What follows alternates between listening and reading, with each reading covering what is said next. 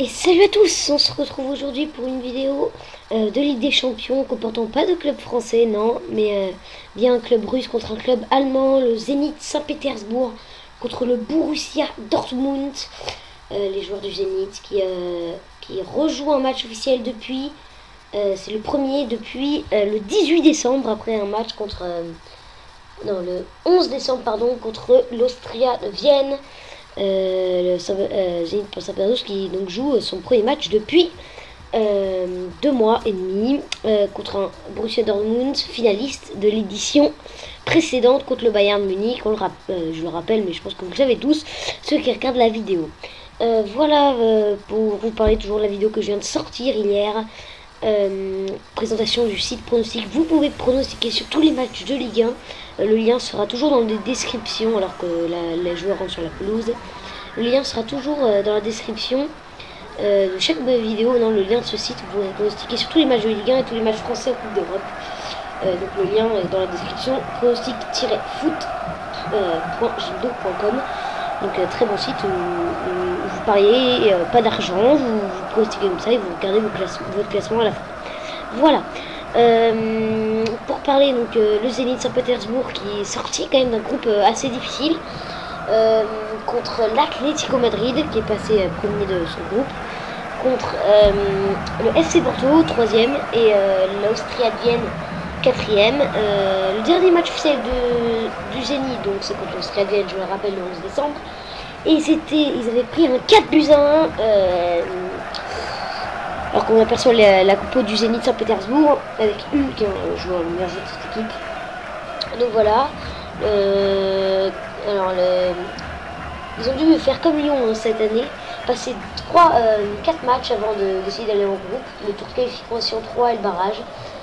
Ils ont gagné dans le tour de qualification 3.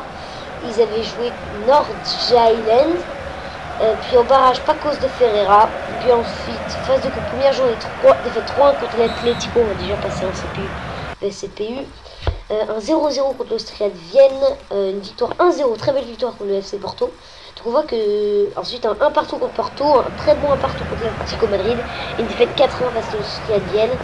On voit qu'ils ont gagné qu'un match dans leur groupe et fait 3 nuls et 2 défaites.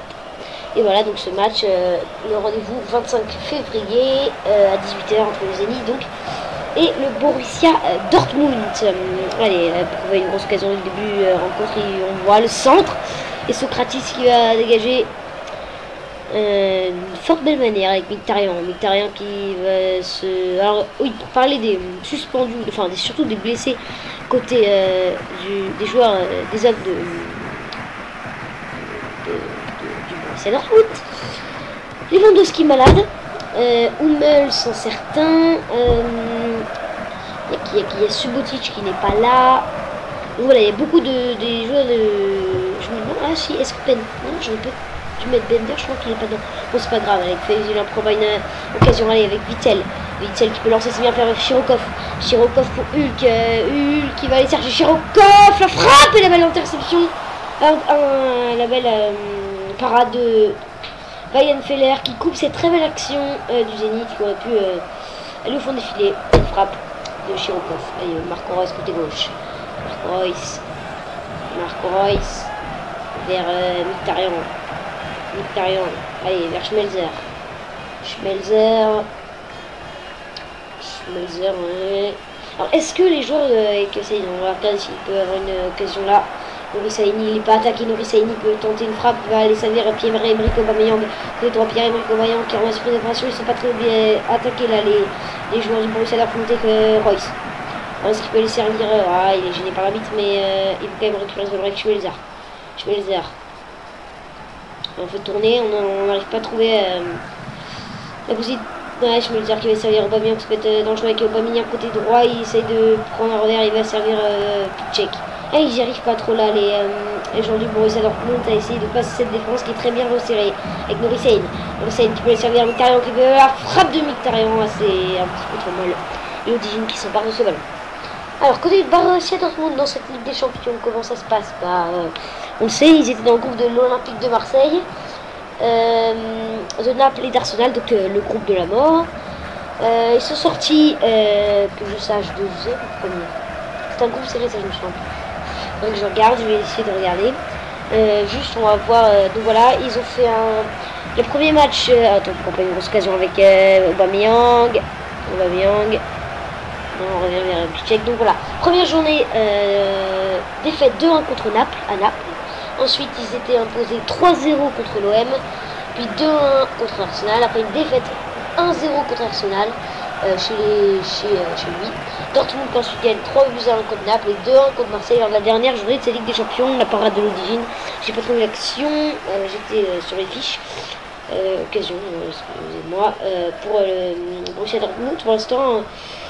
Bon, 3 occasions, mais un match assez triste. On attendrait peut-être plus avec Schieber côté droit. Allez, Schieber avec Krejcito qui s'empare de ce ballon et on va relancer.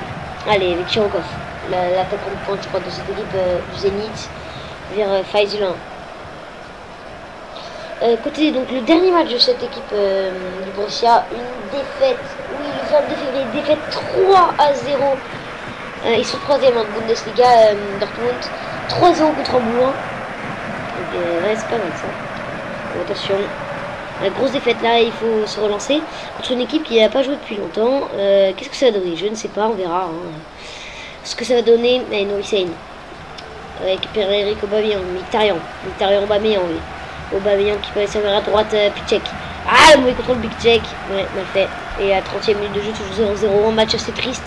Même si on a eu droit à 3 occasions assez importantes. Avec Ziranov. Donc cette frappe de Royce, je crois. Donc voilà, vous aurez le droit également le match que je vais mettre demain, que je vais générer. Schalke Real de Madrid, hein, que je vais commenter normalement sur PES 2014.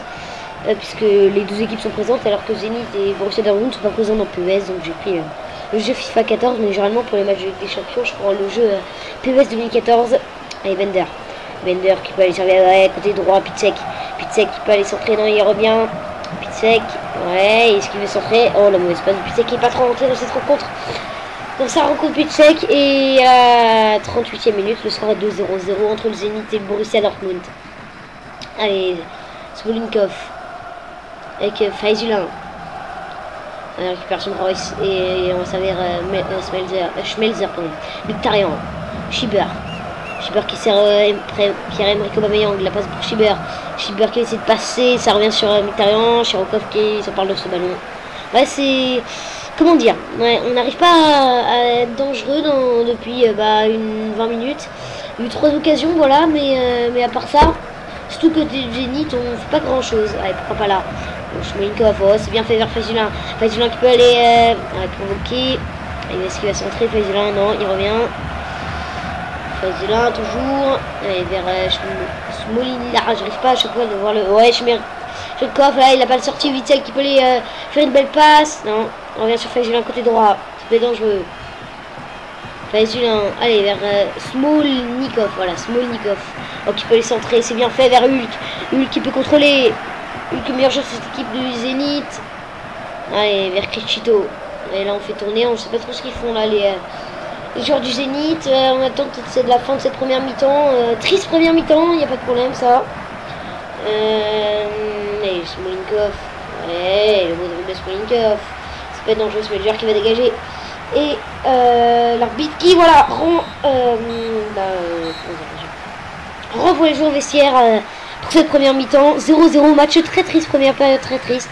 On va regarder les 3 occasions qui se sont présentées à nous. Mais c'est sûr qu'il n'y en a pas eu beaucoup. Match, voilà, vraiment très triste.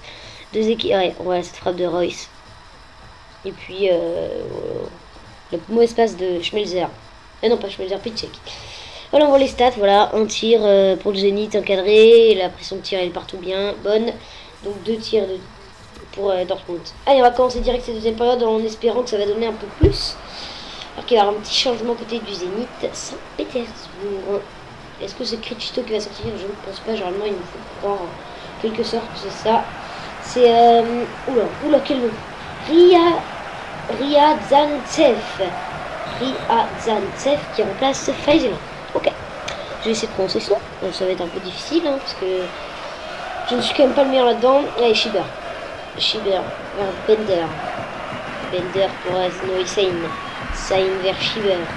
Est-ce qu'on a de meilleures intentions côté du Borussia Dortmund? On va voir ça. Et que Royce. Royce l'appelle pour côté gauche, il l'a vu de Schmelzer. Schmelzer qui peut les centrer. Schmelzer, non, il va continuer, il va attendre. Schmelzer, et la récupération de Witzel. Et propre contre avec Karsakov. Karsakov qui est en Ryazantsev. C'est du mal, j'ai du mal. Allez, avec Witzel, là, ça peut être dangereux. Pour Zenit Saint-Pétersbourg, Witzel. Ouais, non, on attend un petit peu trop, mais vraiment, les défenses sont resserrées. C'est difficile de percuter en match fermé, voilà. Karsakov. Et c'est une qui va récupérer vraiment. C'est pas un très beau match, mais est-ce que ça va. À un moment où il y aura un but, je pense que ça va aller un peu plus fort. Et Nouri Sain. Mais pour ça, il faut qu'il y ait un but et je vois pas comment il pourrait venir maintenant. Avec Schieber. Allez, côté droit, Schieber. Ouais, le beau départ de Schieber, c'est bien fait. Et, la frappe complètement manquée de Schieber. Est-ce que c'était une frappe ou ici de Sand? Je ne sais pas. Allez, on va faire les changements. Côté des deux équipes, je crois qu'ils ont déjà fait un côté des Zénith, donc on va en faire un seul. Et côté de Borussia, on va faire deux. Qui on pourrait faire rentrer Timochouk. Ouais, Timochouk, est-ce qu'il peut. Ouais, Zirianov, voilà. Voilà. Côté Borussia Dortmund, qui on peut faire rentrer? Quel Blashikovski à place d'Aubameyang, ouais, ça peut être intéressant. Grosskreutz à la place de Reus. Ouais, on va le faire. Voilà. Allez, donc deux changements pour Dortmund, un pour le Zénith, avec la sortie de Zirianov pour l'entrée de Timochouk côté du Zénith. J'ai oublié de repasser en CPU et CPU. Donc voilà, toujours deux tirs pour voir aussi à Dortmund et un tir pour le Zénith. C'est pas franchement énorme, mais si un but, je sens que ça va secouer un petit peu. Allez, Timochouk. Ouh, la mauvaise passe de l'entrant. Timochouk vers Grosskreutz. Côté gauche.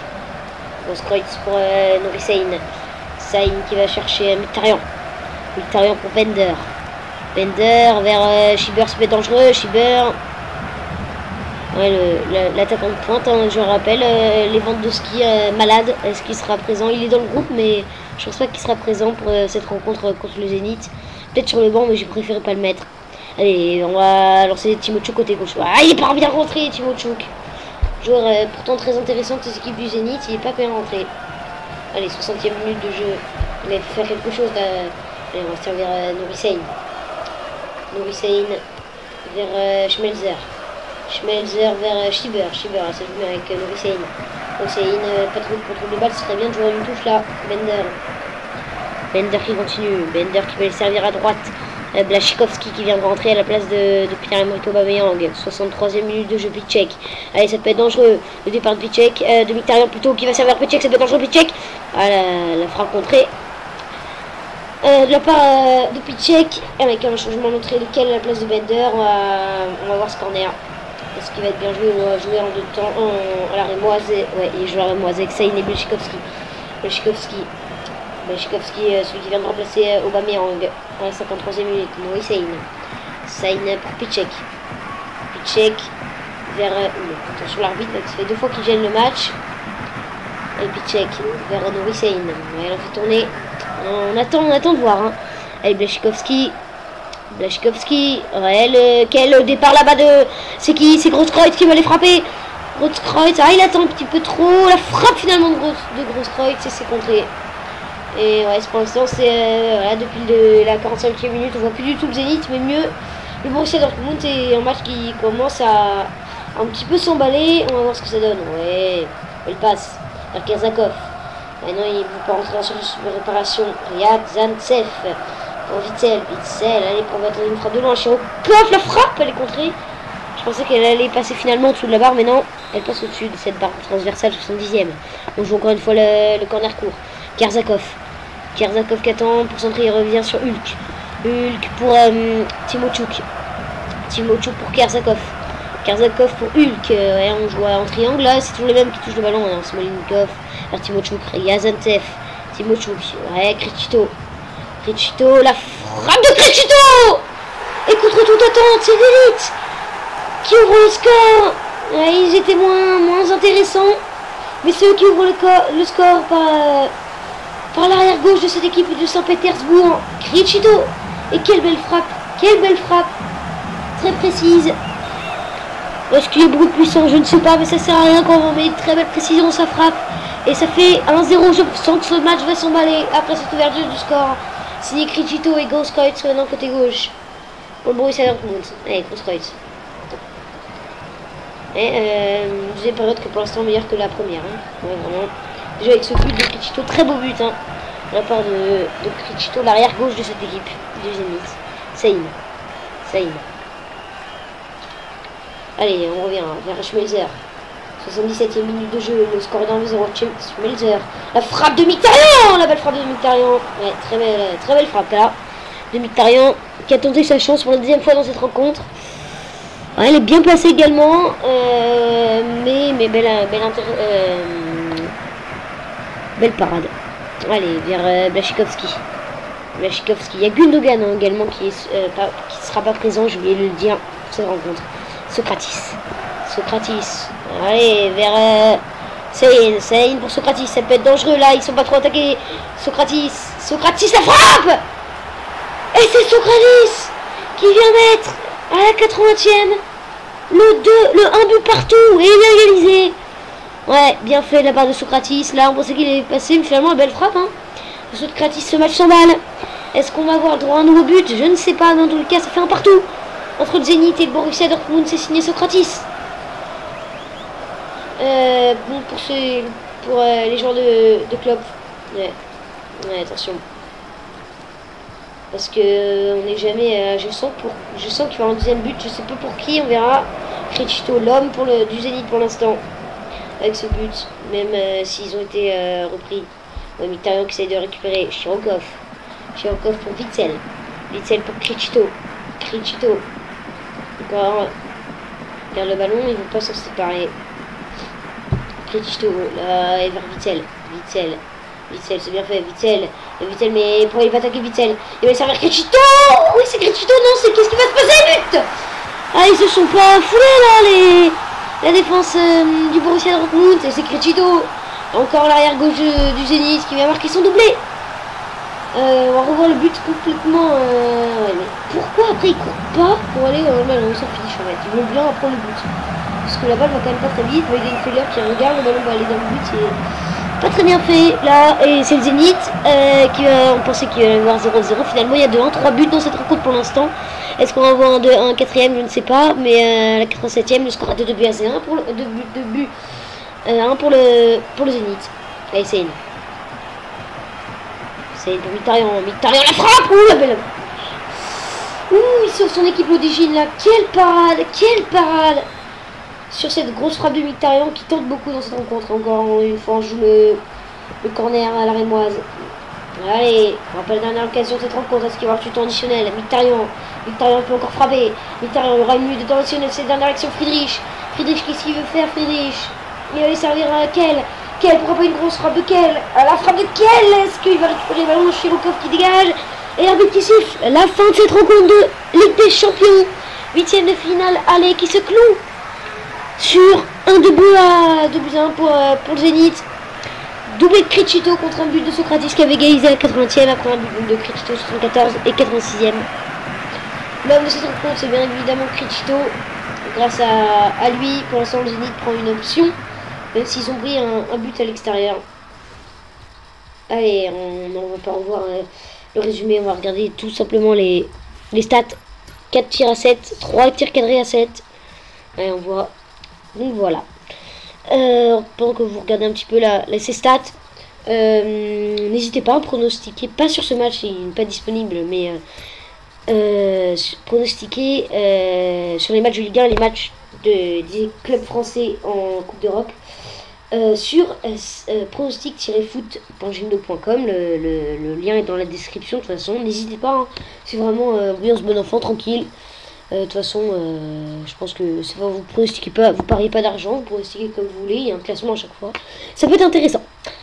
Allez, merci d'avoir suivi. Je vous propose de liker, de vous abonner à la chaîne. Merci. Allez, au revoir.